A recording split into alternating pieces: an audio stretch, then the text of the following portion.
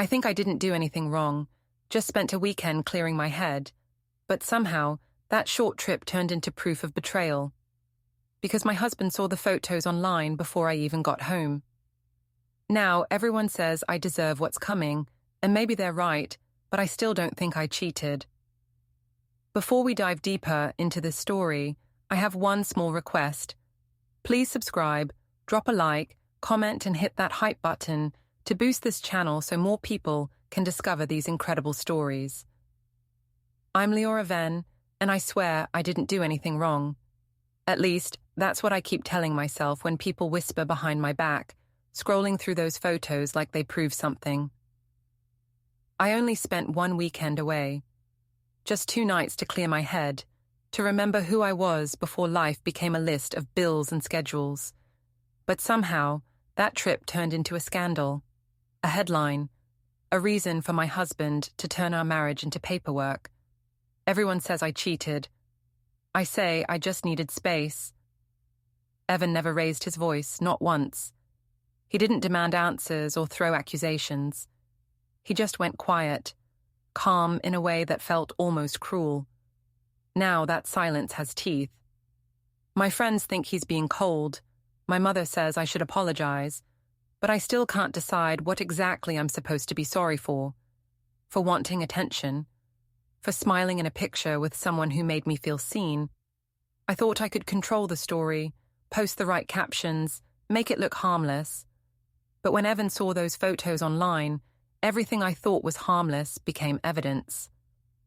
The morning the idea began didn't feel like the start of a disaster. It was just another grey Thursday. Dishes in the sink, laundry half folded, Evan already gone before I woke up. His side of the bed was cold and smooth, like he hadn't really slept there. The note on the counter said he'd made coffee, and beside it sat 2 mugs, his rinsed spotless, mine half full and cold. That small difference always annoyed me. He treated order like a religion, while I treated life like a suggestion. At work, everything was chaos. Phones ringing, people shouting deadlines across cubicles. I thrive in chaos. It makes me feel important, needed. Around noon, my coworker Camilla rolled her chair over and said she had a solution to my mood. She said I'd been restless lately, checking my phone too much, staring out the window like a bored movie character. I laughed it off, but she was right. I told her I felt invisible at home, that Evan barely looked at me anymore, that every conversation turned into practical talk, bills, meals, cleaning schedules. She said maybe I needed a break. A weekend just for you, she said. Reset your head. That night, I brought it up at dinner. Evan was eating quietly, scrolling through something on his phone. I said I might go away for the weekend, maybe to one of those little cabins near the lake. He asked if it was for work. I said it was more for balance. He asked if I was going alone. I said, with some people from marketing, maybe. He nodded once, the kind of nod that means he doesn't buy it but won't argue. Then he asked what exactly I thought I'd find there. I told him I didn't know yet. Maybe peace, maybe inspiration. He said, maybe trouble. I laughed, said he was being dramatic. When I walked past his phone later that night, I saw a calendar alert flash, downtown 10:45 a.m. I asked if he had a meeting tomorrow. He said yes. Just personal errands. The tone was too neutral. It felt like a closed door. Around 10, I got a message from a number I hadn't seen in years. Adrian Cole. The name alone made my pulse quicken. We'd known each other back in college, when I used to think life would always be exciting. He'd gone into travel photography, the kind of job that looked like freedom on Instagram. The message said, "Still in town? I saw your marketing campaign. Proud of you." I stared at it too long before replying. I said thanks, then asked where he was these days. He said he'd been doing a photo series up north, near the lake. "You'd love it here," he added. I told him I was thinking about going that way anyway. He sent a winking emoji and said, "Then it's fate." I smiled before I could stop myself. I didn't mean for it to sound like an invitation, but it did. When I told Camilla the next day, she grinned. "A harmless little getaway," she said. "You deserve it." I told her it wasn't like that I just needed air. She said, "Liora, needing air is the first sign you're suffocating." I rolled my eyes, but the line stuck in my head all afternoon. That night, Evan came home early, surprising me. He stood in the kitchen doorway watching me scroll through Airbnb listings. He didn't say anything for a while. Finally, he asked if I'd picked a place. I said maybe the lake. The cabins looked cozy. He said, "Cabins are quiet. Good for thinking." I told him that was the point. Then he said, "Sometimes quiet doesn't give answers. It just makes the questions louder." I asked if he was trying to talk me out of going. He said he was just making an observation. We sat in silence for a bit.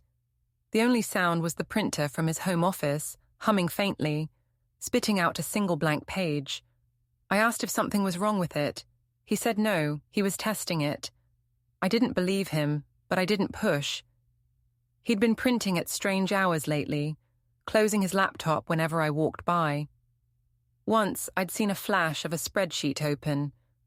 Columns labeled dates, transactions, notes. I told myself he was probably organizing bills. Later that night, as I brushed my teeth, I saw 2 separate mugs again on the counter. One near the sink, one on the far end. His spotless, mine still half used. It felt like a metaphor I didn't want to read. The next morning, I got a text from Adrian. "If you really want to breathe, there's a spare room at the cabin I'm staying in. No pressure." I hesitated for a full minute before typing. "Maybe. I'll think about it." He sent a photo. The lake at sunrise, the water glowing orange. Something about the picture felt like permission. At work, Camilla cornered me near the elevator and whispered, "Are you going?" I said maybe. She clapped her hands. "Finally, do something for you for once." She didn't mean anything bad by it, but her voice sounded like fuel to a fire. That evening, Evan came home with groceries. He lined them up perfectly on the counter. Flour, rice, beans, all in neat rows. I said, "You'd make a great merchandiser." He didn't laugh. He said, "Order helps me think." I asked if he was okay. He said, "I'm always okay." Then he added quietly, "You're the one who seems lost lately." I told him I wasn't lost, just tired. That sometimes I felt like I was living someone else's schedule. He said, "Schedules keep people honest." I said, "Honesty is overrated." He didn't reply, just rinsed his mug and walked to the guest room again. I watched him close the door and heard a faint click. I spent the rest of the evening scrolling through Adrian's photos. They were all light and water and movement. Everything my life had stopped being. One caption read, "Freedom isn't leaving. It's remembering who you were before the wait." I screenshotted it. By midnight, I'd booked the cabin. I told myself it was just a weekend, that it didn't mean anything, that if Evan couldn't understand needing space, that was his issue. I even rehearsed what I'd say if he asked again. It's a work thing, just networking. When I left Friday morning, he was already gone. A note on the counter said, "Be safe." I stared at it, half expecting more, a question, a warning, something. But that was it, just those 2 words. I drove out of town with music playing too loud, convincing myself it was freedom I felt. At the gas station an hour out, I saw a missed call from an unknown number. No voicemail. Then another text buzzed through from Evan. "Don't forget to water the plants when you get back. No, love you. No, miss you. Just that." I laughed bitterly. He'd reduced our marriage to reminders. When I arrived at the lake, the air smelled like pine and rain. Adrian was already there, leaning against the porch railing, camera in hand. He smiled like nothing in the world could touch him. I said, "I can't believe I actually came." He said, "Neither can I, but I'm glad you did." Inside, the cabin was small but cozy. 2 bedrooms, a fire crackling, the faint hum of music from his phone. I told myself it was just friendship, that we were adults. Still, I noticed how his hand brushed mine when he handed me coffee. That night, we sat by the water, the moon huge and white. He told me I looked happier than I had back in college. I said maybe I was finally remembering who I used to be. He said, "Maybe you're remembering what you deserve." I laughed and said, "Careful, that sounds like a line." He said, "It's just the truth." I slept in the spare room, but I barely slept. Every time I closed my eyes, I saw Evan's face. Not angry, not sad, just quiet. The kind of quiet that waits. The next morning, Adrian took photos of the sunrise. I stood beside him, pretending not to care how close we were.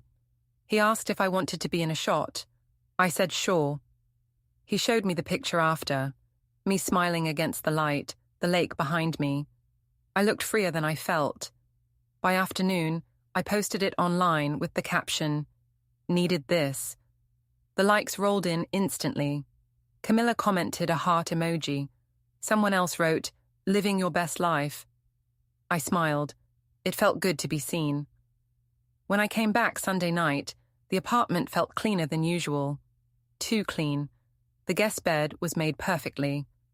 On the desk sat a small folder labeled Utilities. I opened it, just bills, nothing strange. But underneath, taped to the drawer, was a USB stick labeled with the date of my trip. My stomach twisted.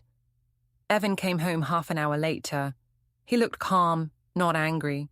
I said, "You cleaned everything?" He said, "I like when things are clear." I tried to joke that he'd make a great lawyer. He said softly, "Maybe I should have been one." Then he went to the kitchen, poured coffee, and placed 2 mugs again. His clean, mine untouched. That night, I lay awake listening to the soft hum of the printer again. A single sheet slid out, blank. I almost got up to ask what he was doing, but I didn't. Some part of me didn't want to know. When I woke up the next morning, my first thought was that everything would go back to normal. The trip was over, the air smelled like detergent again, and I told myself I could just slide back into my old life, as if those 2 days had never happened. That's the funny thing about denial. It sounds like peace until someone looks at you too long. Evan didn't look at me at all that morning. He was already dressed when I came into the kitchen, standing by the counter, reading something on his phone. His tie was knotted perfectly, his shoes lined up beside his briefcase. The only sound was the steady drip of coffee into his mug. I said good morning. He said it back, but didn't ask about my trip. He didn't ask anything. I took that as a good sign. If he was silent, it meant I still had control of the story. I started talking on my own. I said it was refreshing to get out of town, that the lake was quiet, that the air felt cleaner. He nodded once. Then he asked what I learned from it. I said I didn't go to learn, I went to breathe. He said, "That's different." And that was the end of it. He rinsed his mug, wiped the counter, and left. The apartment felt too big after he closed the door. I made myself breakfast, scrolled through my phone, and opened my socials to the photo I'd posted the day before. Needed this. Over 700 likes, comments stacked under it like confetti. "You look amazing, Queen Energy. He's lucky to have you." That one made me laugh out loud. Lucky. If they only knew how quiet luck sounds. Then I saw the new notification. "You've been tagged in a photo." My stomach fluttered. It was one of Adrian's posts. Same weekend, same lake. A picture of the cabin porch, 2 mugs in view, the caption, "Good company, better light." He hadn't tagged me directly, just the location. Still, my shadow was visible in the frame. I stared at it for too long, trying to convince myself it was nothing. A coincidence. By lunchtime, Camilla messaged me. "Girl, that weekend looked unreal." "Who took that picture of you?" I wrote back. "Just a friend from college. You'd love it there." She sent 3 heart emojis and said, "Self-care queen." I left it at that. At work, everyone was friendly but distant. A few people complimented my photos. One even joked about how jealous her boyfriend was, that her feed didn't look like mine. I laughed along, pretending I didn't notice the tone. By mid-afternoon, I felt something shift, like a rumor forming in the air. When I got home that evening, Evan was sitting at the table, laptop open. He didn't look up when I came in. I set my bag down and asked about his day. He said, "Productive." Then he asked how mine was. I said, "Fine." He nodded again. That was it. No argument, no accusation, just still water. After dinner, I noticed a faint smell of printer toner again. A single sheet of paper lay face down on his desk. I picked it up. It was blank. I laughed softly and said, "You're printing ghosts now?" He appeared behind me, calm as always, and said, "Just testing alignment." His tone made me set the paper down fast. I told him he needed to relax, that he was acting like something happened. He said, "Something did." I told him he was being paranoid. He said, "Maybe." Then he closed the laptop and left the room. I stood there staring at the dark screen, noticing for the first time how the reflection showed my face next to his empty chair. We looked like strangers who used to share something.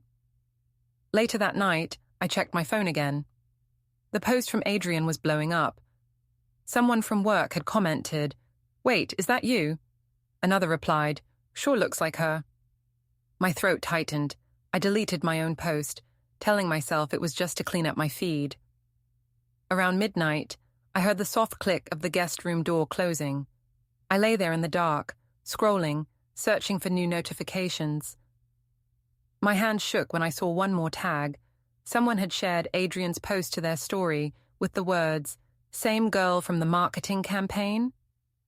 I turned my phone face down, but the light still glowed through the sheet. The next morning, I found Evan in the kitchen again, pouring coffee into his mug. He said he had another personal meeting and might be gone most of the day. I asked what kind of meeting. He said, "Follow-up." I said, "Follow-up for what?" He looked at me for the first time in 2 days and said, "You'll know soon." I went to work trying to act normal, but the air felt heavier. Camilla cornered me near the copy machine. She said, "So, people are talking." I asked about what. She said, "About those lake photos." I laughed and said, "Oh, please, you know how people twist things." She nodded slowly. "I know," she said, "but maybe delete them before it spreads." I said I already did. Then she added softly, "Evan follows you, right?" I didn't answer. By the afternoon, my stomach hurt from pretending everything was fine. I opened my email just to look busy, and there it was. A message from an unknown address with the subject file uploaded successfully. No text, no attachments, just that line. I told myself it was spam. I deleted it, emptied the trash, and shut the laptop too fast. When I got home that night, the apartment lights were dim. Evan was sitting on the couch, reading something on his tablet. He didn't look up. I asked if he'd eaten. He said yes. I asked if we were okay. He said, "We're organized." That word stung.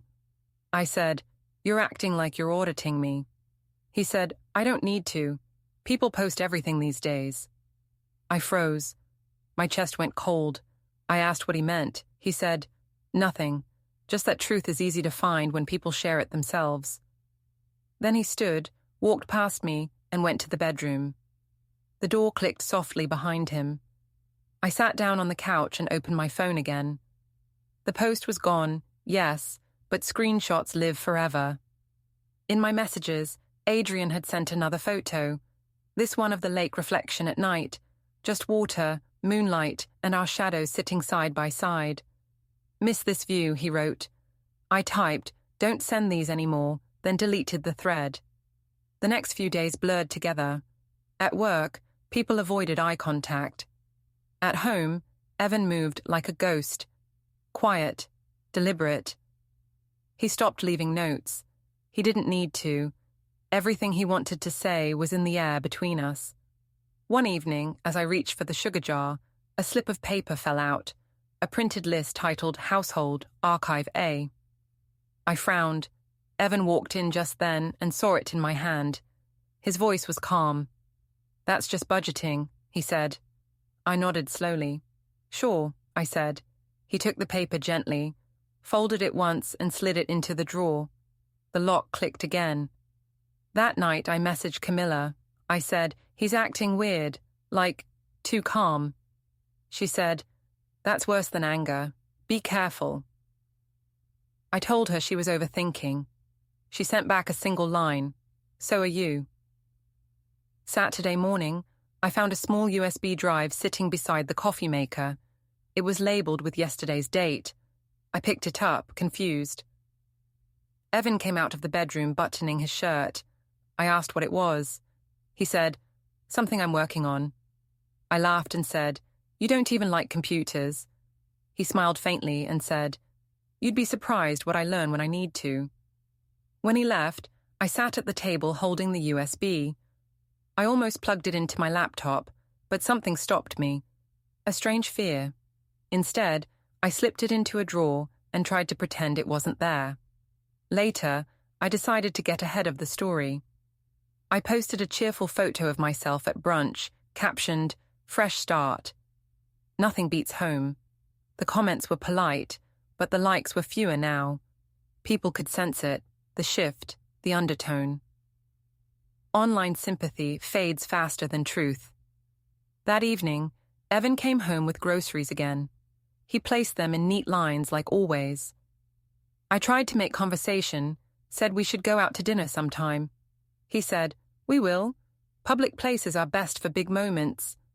I didn't know what that meant. After he went to bed, I checked my email again. A new message waited in the inbox. Follow-up confirmed, Monday, 9:25 a.m. No sender name, just that. I told myself I wasn't scared, but my hands wouldn't stop shaking. I went into the guest room, stared at his desk. The printer was off, the drawers locked, everything too clean. I whispered to the empty room, you're overreacting. He's just organizing things. Then my phone buzzed. Adrian again. A single photo, my reflection caught in the window of the cabin, smiling like someone who didn't know she was being watched. By Monday, everything looked normal enough to fool someone who didn't live inside the silence. Evan still left early, still placed 2 mugs on opposite counters, still moved with that careful calm that felt like warning wrapped in politeness. But the air around him had changed. It wasn't distant anymore. It was prepared. I tried to act casual. I made small talk about the weather, about work, about Finn's school event coming up next weekend. He nodded at the right places, but didn't ask questions. When I mentioned I might volunteer at the bake sale, he said, you should. People like seeing friendly faces. The way he said people made my stomach turn. At the office, the day crawled. I caught whispers that stopped when I walked by. One coworker smiled too widely. Another looked away too quickly. I told myself it was paranoia. Then, at lunch, Camilla slid into the seat across from me and leaned close. He knows, she said quietly. I froze with my fork halfway to my mouth. Who knows what? I asked, forcing a laugh. Evan, I saw him in the cafe near my building yesterday. He was talking to some guy in a suit.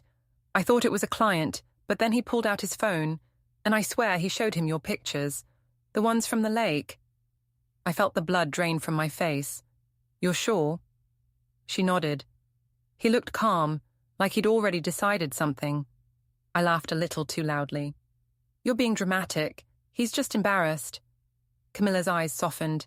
Lee, maybe it's time to come clean. Before he what? Files paperwork. I snapped. She didn't answer, just stirred her coffee and said, sometimes silence is the loudest yes. I left early, pretending I had a meeting. My hands were shaking by the time I got to the parking lot. When I got home, the apartment was spotless. Not just tidy, staged. The kind of clean that means someone's getting ready for inspection. On the kitchen counter was a neat stack of envelopes, utility bills, receipts, and one labeled household. I opened it. Inside were copies of things I didn't even know he kept. Pay stubs, property tax forms, daycare invoices. I was still flipping through them when I heard the door unlock. Evan stepped in quietly. hanging his jacket like always. He saw the envelope in my hands but didn't react.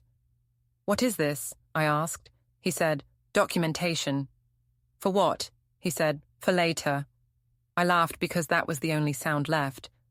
"You're acting like we're in court," he said. "We will be." Then he poured himself coffee. I wanted to scream, but he didn't give me that space. His calmness pressed on me harder than shouting would have. That night, I couldn't eat. I scrolled through social media instead. My old post was gone, but the internet never forgets. Someone had reposted the lake photo on a gossip page that focuses on local marketing scandals. My name wasn't in the caption, but the comments didn't need it. People connected dots. One wrote, "That's the campaign manager for Greystone Foods, right? Married to the engineer guy?" Another replied, "Not for long, I bet." I shut my phone off and threw it onto the couch. The next day, I convinced myself it couldn't get worse. I was wrong. We were supposed to have brunch with a group of friends that weekend, something Evan's co-worker's wife organized. I told him we shouldn't go, but he said, "It'll look better if we do." That sentence scared me more than anything. Look better to who? The restaurant was packed, bright sunlight spilling through wide windows. Everyone was already there when we arrived. I wore a smile that hurt my face. Evan greeted people politely, shaking hands like a man running for office. I tried to play along, ordering mimosas, laughing at small jokes. Halfway through, someone at the table brought up social media. "Did anyone see that whole cabin drama online?" a woman named Trish asked. Apparently someone's husband found out through tags. The table buzzed with awkward laughter. My pulse hammered. Evan didn't say a word, just kept cutting his omelette slowly, evenly. I tried to redirect the conversation, but Trish kept going. Honestly, if my husband ever posted half-naked pictures with some photographer, I'd be in court before sunset. Everyone laughed again.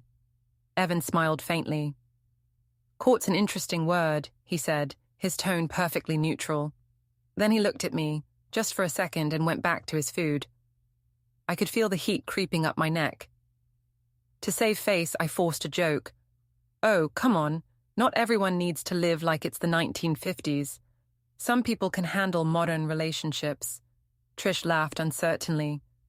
Evan just said, "Some people think handling and hiding are the same thing." The table went quiet. Even the background music seemed to fade. Finally, someone cleared their throat and asked about the weather. The moment passed, but my hands were trembling under the table. I grabbed my phone to distract myself and saw a notification. "You've been tagged in a new post." I clicked it instinctively. It was from a local event page, a repost of that same photo from the lake, only this time someone had added text across it, "Freedom Weekend." The post had hundreds of comments, half of them laughing, half of them judging. I locked my phone and muttered, "Unbelievable." Evan asked softly, "What is?" I said, "Nothing." He said, "You're right." When we left, he held the door open for me. His hand didn't touch my back like it used to. I wanted to explain, to say something that would make sense, but I couldn't find words that didn't sound like lies. That evening, Ruth called. His mother. Her voice was polite but sharp. She said she'd seen something online she hoped wasn't true. I told her it was just people twisting stories. She said, "Stories start somewhere, dear." Before hanging up, she added, "He's quieter than usual. That's never good with him." After the call, I stared at the living room wall where our family photo used to hang. The nail was still there, but the frame was gone. I turned on my phone, desperate for noise. The first message at the top of my screen was from Camilla. "You're trending again. Delete everything." I didn't open it. Instead, I walked into Evan's office. The room smelled like paper and toner. On his desk sat a closed folder labeled Archive B. I flipped it open. Inside were printed screenshots, my posts, comments, tagged photos, even one from my direct messages that I hadn't realized was public. My hands shook. He appeared in the doorway. "Looking for something?" I dropped the papers. "Why are you doing this?" He said, Because memory fades, records don't. I said, "You're trying to humiliate me." He said, "No, I'm making sure you can't rewrite what happened." I tried to laugh it off, to keep some dignity. "You're insane, Evan. Everyone overreacted. It was just a weekend. A friend." He interrupted softly. "Friends don't delete messages." I opened my mouth, but no sound came. He walked past me, gathered the papers, and placed them back in the folder. "Don't worry," he said. "Everything is backed up." That night, I couldn't sleep. Every creak of the apartment sounded like proof being printed somewhere. I checked Finn's room. He was asleep, clutching his stuffed rabbit. I sat on the edge of his bed, staring at the small nightlight flickering. He looked peaceful, unaware that his parents were performing a polite collapse. In the morning, Evan was gone again. On the counter were the 2 mugs, as always, but beside them lay a neatly folded napkin. On it, in his precise handwriting, "Meeting, personal, downtown 9:25. The phrase looked familiar. It was the same timing I'd seen on his calendar weeks ago. I tried to tell myself it was just work. I even smiled at Finn over breakfast and told him Daddy was busy, but my chest felt tight. When I dropped Finn at school later, one of the teachers hesitated before saying good morning. Her smile looked pitying. I wondered what she'd read. By the time I got home, my phone was buzzing nonstop. More tags, more gossip. I deleted every app, every trace I could find, but the damage was already done. My stomach turned at the thought that somewhere, on one of Evan's USBs, all of it was saved. That evening, I confronted him again. He was at the kitchen table, typing something. I asked if he was planning to divorce me. He looked up, calm as ever, and said, "Not planning, preparing." I said, "You can't just—" He cut me off. "Don't worry, I'll handle it properly." I wanted to throw something, but he stood and walked past me, rinsing his mug one last time before heading to the guest room. I stared at the counter, at my untouched cup cooling beside his spotless one. The silence between them felt permanent. When I saw the notification, tagged in new post, Liora Venn, I froze. For a second I thought maybe it was a mistake, some glitch. Evan never used social media, barely even texted emojis. But when I opened the app, there it was, a photo of our kitchen, taken in perfect symmetry. 2 mugs, one spotless, and one stained with coffee rings. The caption read, "Order and chaos can't share the same counter forever." No names, no tags, nothing explicit, yet everyone understood. The comments started within minutes. "Artistic," someone wrote. "Message received," another said. And the worst one, "Finally standing up for himself." I deleted my account that night, but the image was already everywhere. Camilla called 3 times. When I finally answered, she whispered, "He's not even being cruel, Lee. He's being strategic." "Strategic," I repeated, pacing the living room. She sighed. "He's framing this, making you look unstable without saying a word. You can't fight that." I told her she was overreacting, but I knew she wasn't. The next morning, I dropped Finn off at school. He was quiet in the car, clutching his backpack straps like they held him together. I asked if he was okay. He said, "Dad said we're going to stay somewhere new soon." My hands tightened on the steering wheel. "Did he say why?" I asked. He shook his head. "He just said it's for grown-up stuff." When I got home, the apartment felt smaller. On the fridge, the shared calendar app we used to sync appointments was open. Half the events were gone. His entries, meetings, errands, follow-ups, all deleted after this week. A single new one remained. Monday, 10:30, public office. I told myself it meant nothing. He handled project permits sometimes. Maybe it was for work.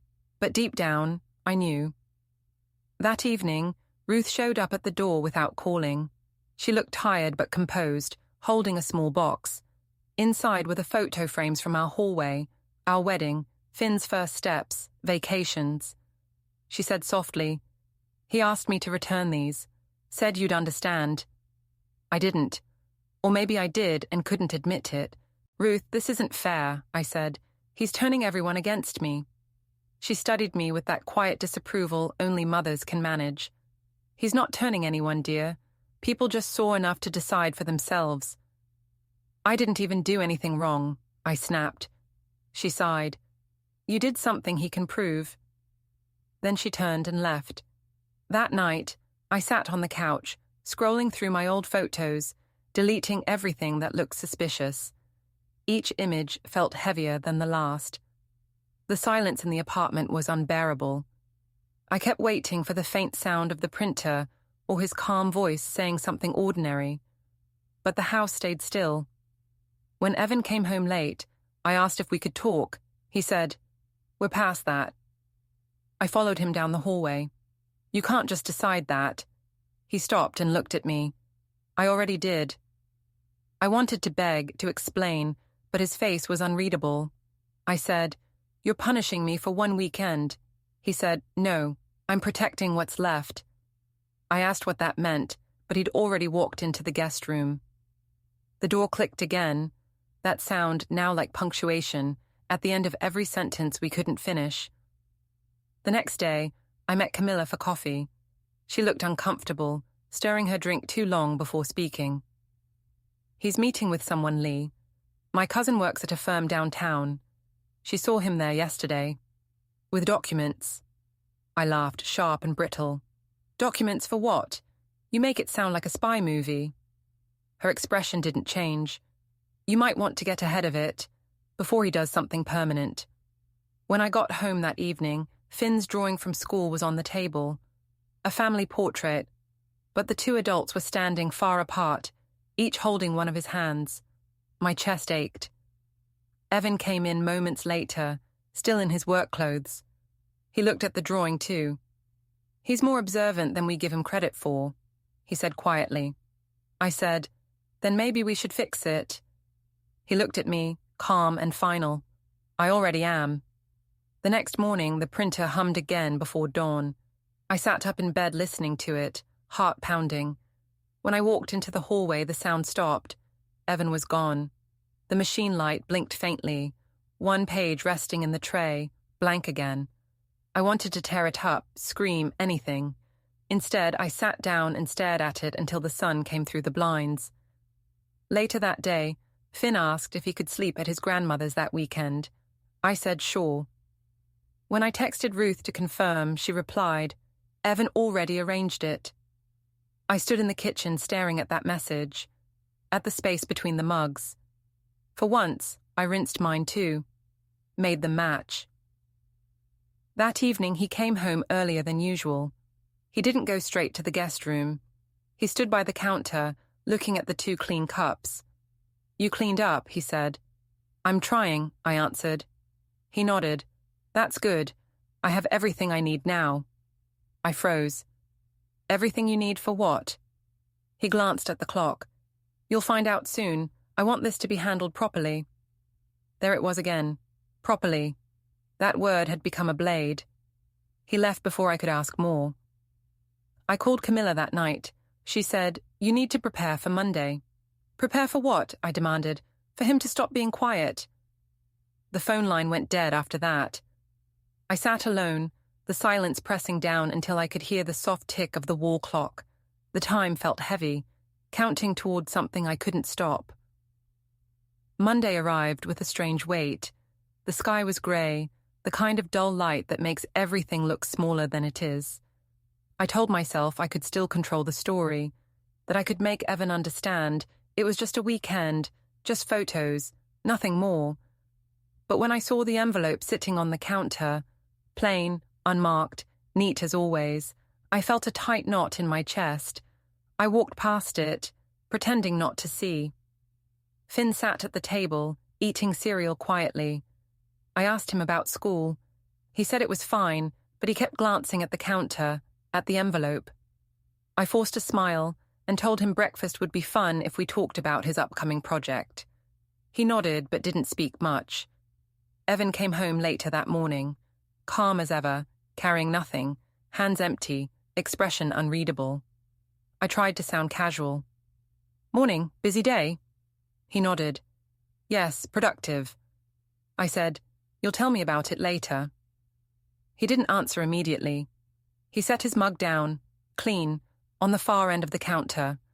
I noticed the space between us. It had grown wider in these weeks. He looked at me finally and said, softly, It's time. Time for what? I asked, laughing nervously. He didn't smile. He just walked past me, opening the front door. I followed instinctively, hoping it was a prank, hoping it was just another trick in this silent game he'd been playing. Outside, a car was waiting. I didn't recognize it. It wasn't his. Across the street, I saw two men in suits, calm, observing. The driver stepped out first, then one of the men approached. Evan stayed behind, silent, hands in his pockets. Liora Venn? The man asked, voice polite, neutral. Yes, I said, heart thudding. He handed me a thick envelope. I took it without thinking, opening it immediately. The papers inside were official, legal, precise. Not threatening, not emotional, just factual. Divorce petition, claims of public humiliation, infidelity, defamation. There were orders for financial protection, temporary custody arrangements, even instructions for living arrangements starting today. My stomach turned. I looked up. Evan's face was calm, unreadable. Everything's documented, he said. All evidence collected, proper channels followed. This is fair and it's final. I laughed, high and brittle. Proper channels? You call this fair? He shook his head slightly. I call it necessary. And yes, fair. For me, for Finn, for the record. I looked down at the papers again, noticing each page was numbered, signed, and even stamped. My hands shook. I wanted to scream, but no sound came. Across the sidewalk, a small crowd had gathered. Neighbors, people walking dogs, curious onlookers. Someone's phone camera tilted toward me, recording. I felt exposed in a way I hadn't in years. All my posts, all my self-justifications, all my clever excuses, none of it mattered. Here, in daylight, there was only this. One of the men in suits stepped aside politely. This is formal service. You're required to read and acknowledge receipt. I nodded without really thinking, trying to pretend I had control. Evan said nothing. He didn't need to. His presence, his calm, his methodical preparation spoke louder than anything I could have screamed. Finn appeared at my side, holding my hand. His small fingers were warm, grounding me. I realized he had no idea why this was happening, only that something serious was in the air. I knelt down and whispered that everything would be okay. Inside, I wasn't sure I even believed that. The first signatures went on the forms, confirming I had received and understood each page. I could hear the murmurs of the crowd. Cameras clicked. Some whispers were sympathetic, some judgmental, some confused. I tried to force a smile, but it felt like my face was carved from stone. Evan finally spoke. This is the first and only time I'll address this publicly. From here on, everything goes through the proper channels, nothing else. I wanted to argue, to explain that it wasn't what it looked like, that I didn't do anything wrong. But his tone, calm and unwavering, stopped me. The certainty in his voice told me that argument was pointless. He wasn't threatening me. He was simply closing the door I thought I had held open for years. The process server stepped back, allowing Evan to leave first. He didn't look at me. He didn't wave. He didn't even nod. He just walked with purpose, the kind of purpose that tells the world he will not be distracted, not by guilt, not by begging, not by any attempt to control him. I stood there with the envelope in my hands, the papers rustling slightly in the wind. Finn tugged gently, reminding me he was there. I couldn't even process everything. Financial orders, custody implications, all of it sprawled across the white sheets. My own justifications, my own pride, felt worthless against the precision of his actions. Someone from the crowd whispered, "Wow, calm and calculated." I looked up. The statement felt like it was aimed at me. I nodded, though it wasn't acknowledgement, only recognition. Everything I had done to manipulate, to justify, to protect my own narrative, none of it mattered. Evan had already acted, lawfully, methodically, properly. I glanced at the envelope again, the first page with the petition heading glaring back at me. I saw my own handwriting in the notes from our shared calendars, the screenshots I thought I'd deleted, everything referenced. He had collected everything. Every social post, every message, every detail I had convinced myself wouldn't be found. For a moment, I wanted to laugh. Then I wanted to cry. Then I realized I was too tired to do either. My chest felt heavy, and my hands ached from gripping the papers. The world around me, the sidewalks, the onlookers, the morning light, felt sharper somehow, each detail impossible to ignore. I folded the envelope carefully, trying to look composed, but inside I was unraveling. Finn tugged again, and I knelt to his level. "Everything will be okay," I said softly, though my own words tasted hollow. He looked up at me with wide eyes, trusting me implicitly. I couldn't tell him the truth. Not yet, not ever in a way that made sense. Evan's car disappeared around the corner, leaving only a quiet street behind. The process server nodded once to me, a polite acknowledgement, then returned to the car.